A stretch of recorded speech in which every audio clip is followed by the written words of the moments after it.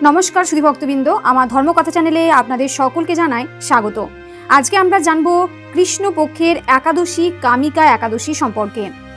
এই একাদশী পালনে সকল পাপমোচন হয়ে যায়। তাছাড়া এই একাদশীর মাহাত্ম্য শ্রবণ করলে বাজপেয় যজ্ঞের ফল লাভ প্রাপ্ত হয়।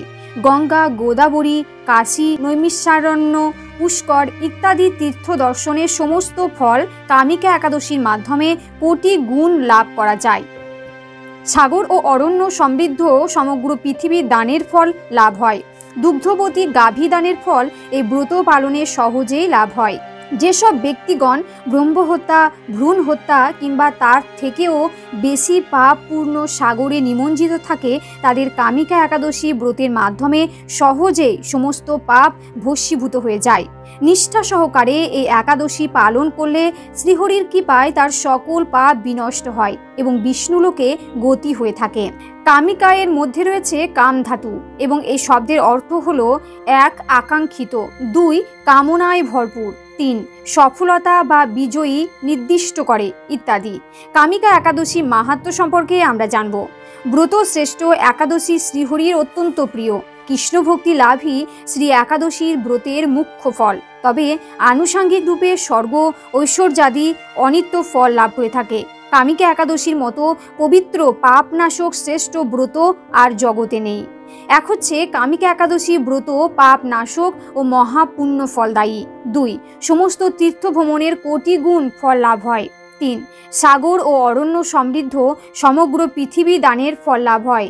৪ হচ্ছে দুগ্ধবতী গাভী দানের ফল এই ব্রত পালনে সহজেই লাভ হয়। ৫ যেসব ব্যক্তিগণ ব্রহ্মহত্যা, ভ্রূণ হত্যা কিংবা তার থেকেও বেশি পাপপূর্ণ সাগরে নিমজ্জিত থাকে তাদের কামিকা একাদশী ব্রতের মাধ্যমে সহজেই সমস্ত পাপ ভস্মীভূত হয়ে যায়। ৬ পরবর্তী জীবনে নিম্নজনী অর্থাৎ পশু জীবন প্রাপ্ত হয় না এবং মনুষ্য শরীর সুনিশ্চিতভাবে প্রাপ্ত হয়। ৭ কামিকা একাদশী ব্রতে তুলসী পত্রে শ্রীহরির পূজায় কৃষ্ণ ভক্তি লাভ হয়। ৮ রাত্রি জাগরণ করে যিনি এই ব্রত পালন করেন তিনি কখনো দুঃখ দুর্দশাগ্রস্ত হন না।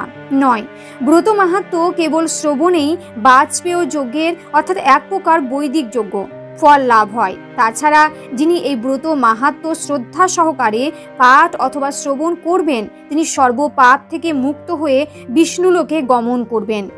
কামিকা একাদশীর সংকল্প সম্পর্কে আমরা জানব। যারা আমিষ আহার করেন তারা একাদশীর আগের দিন অর্থাৎ দশমী, একাদশী এবং দ্বাদশী এই ৩ দিন নিরামিষ আহার করবেন।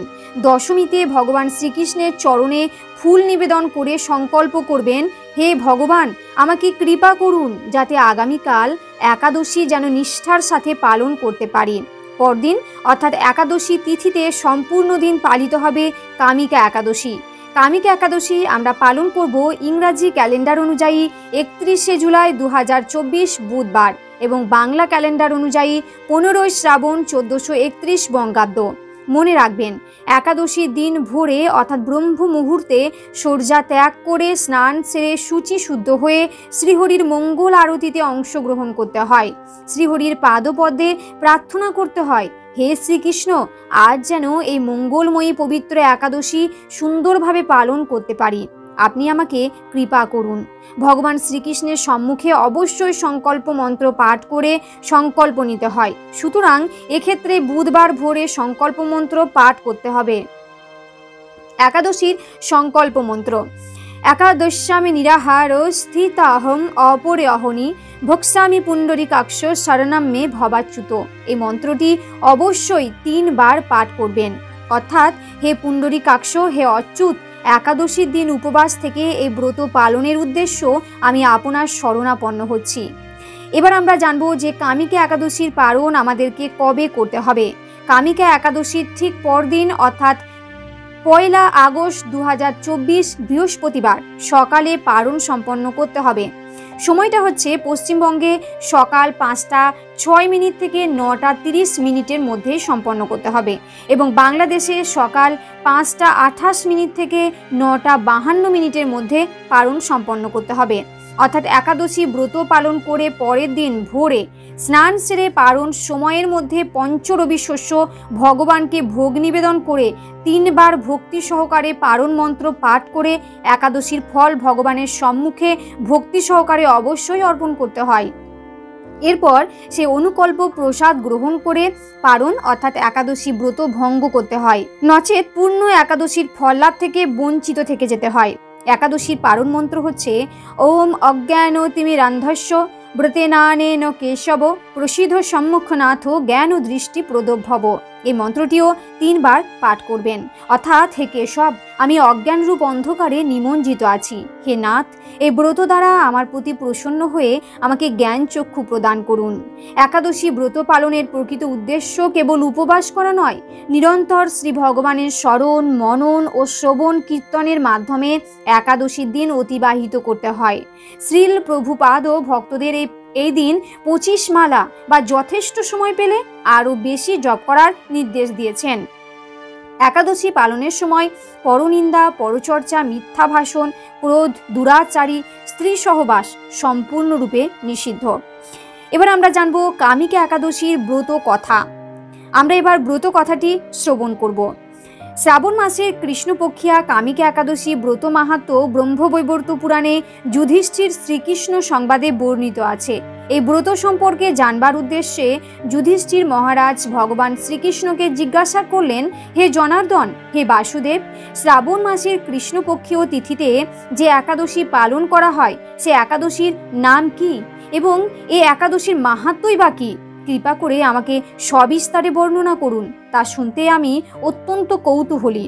মহারাজ যুধিষ্ঠিরের জানার ইচ্ছার ব্যাকুলতা দেখে ভগবান শ্রীকৃষ্ণ আন্তরিকভাবে অতি প্রসন্ন হলেন এবং প্রত্যুত্তরে জানালেন, হে রাজন, এর পূর্বে দেবর্ষি নারদ এই বিষয়ে প্রজাপতি ব্রহ্মার কাছ থেকে সবিস্তারে জ্ঞাত হয়েছেন। প্রজাপতি ব্রহ্মা যেমন করে বলেছিলেন তেমন করেই আমি পুনরায় বলছি, আপনি মনোযোগ সহকারে শ্রবণ করুন।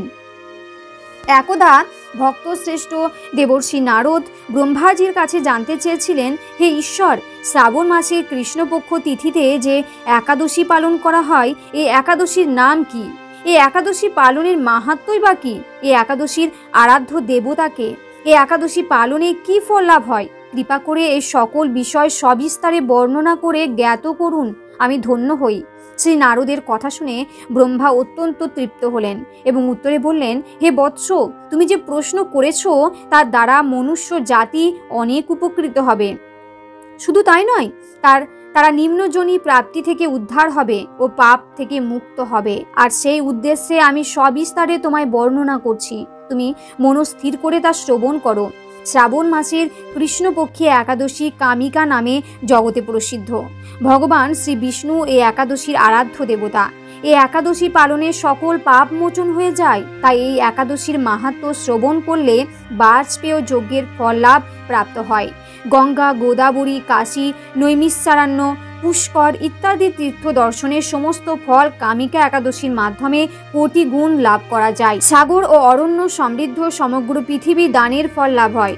দুগ্ধবতী গাভী দানের ফল এই ব্রত পালনে সহজেই লাভ হয়। যেসব ব্যক্তিগণ ব্রহ্মহত্যা, ভ্রূণ হত্যা কিংবা তার থেকেও বেশি পাপপূর্ণ সাগরে নিমজ্জিত থাকে তাদের কামিকা একাদশী ব্রতের মাধ্যমে সহজেই সমস্ত পাপ ভস্মীভূত হয়ে যায়। যে সকল ব্যক্তিরা রাত্রি জাগরণের মাধ্যমে এই ব্রত পালন করেন তাদের কখনো দুঃখ দুর্দশা থাকে না, পরবর্তী জীবনে নিম্নজনী পশুজনী প্রাপ্ত হয় না এবং মনুষ্য শরীর সুনিশ্চিতভাবে প্রাপ্ত হয়। যে ব্যক্তি তুলসী পত্র দিয়ে বিষ্ণু পূজা করেন তাতে ভগবান এতই প্রসন্ন ও তৃপ্ত হন, মণিমুক্তাদি মূল্যবান রত্ন নিবেদন করলে তেমন প্রীতি হন না। যিনি বিষ্ণুর চরণে তুলসী মঞ্জুরি অর্থাৎ 2টো তুলসী পাতা সমেত তুলসী মঞ্জুরির চয়ন করবেন, লাল চন্দনে লাগিয়ে নিবেদন করেন, তার জন্মার্জিত সমস্ত পাপ ক্ষয় হয়ে যায়। তুলসী প্রসঙ্গে ব্রহ্মা আরও বললেন, হে নারদ, যে ব্যক্তি প্রতিদিন তুলসী পত্র দর্শন করে থাকেন তার সকল পাপ ভস্মীভূত হয়ে যায়। যে ব্যক্তি তুলসী পত্র স্পর্শ করেন তার পাপিষ্ট দেহ পবিত্র হয়ে যায়। তুলসী গাছে প্রণাম করলে দেহের সকল রোগ দূরীভূত হয়। তুলসী গাছে জল সিঞ্চন করলে যমরাজও তার কাছে আসতে ভয় পায়। শ্রীহরির চরণে তুলসী অর্পণ করলে ভগবত ভক্তি লাভ হয়। যে ব্যক্তি হরিবাসরে অর্থাৎ হিন্দু মতে একাদশী দিন ভগবানের সামনে প্রদীপ জ্বালান, তার পুণ্যের হিসাব চিত্রগুপ্তও রাখতে পারেন না। এই পুণ্য লাভে তার পূর্বপুরুষেরাও পাপ থেকে মুক্ত হয়ে স্বর্গবাসী হয়ে থাকেন। ভগবান শ্রীকৃষ্ণ বললেন, হে রাজন, সর্বপাপ হারিণী কামিকা একাদশীর মাহাত্ম্য আপনার কাছে বর্ণনা করলাম। অতএব যে ব্যক্তি ব্রহ্মহত্যা, ভ্রূণ হত্যা বা অন্য কোনো পাপ কাজে জর্জরিত, তিনি মহাপুণ্য ফলদায়ী কামিকা একাদশী ব্রত শ্রদ্ধা ও ভক্তির সাথে পালন করলে, তার মাহাত্ম্য শ্রদ্ধা সহকারে পাঠ কিংবা শ্রবণ করলে তিনি সর্বপাপ থেকে মুক্ত হয়ে বিষ্ণুলোকে গমন করেন। এই একাদশীর ব্রত কথা এখানেই সমাপ্ত হলো। জয় কামিকা একাদশী, জয় শ্রী রাধা কৃষ্ণ। এই ভিডিওটি দেখে যদি আপনাদের ভালো লাগে তাহলে অবশ্যই একটা লাইক করবেন এবং কমেন্টে লিখবেন জয় কামিকা একাদশীর জয়।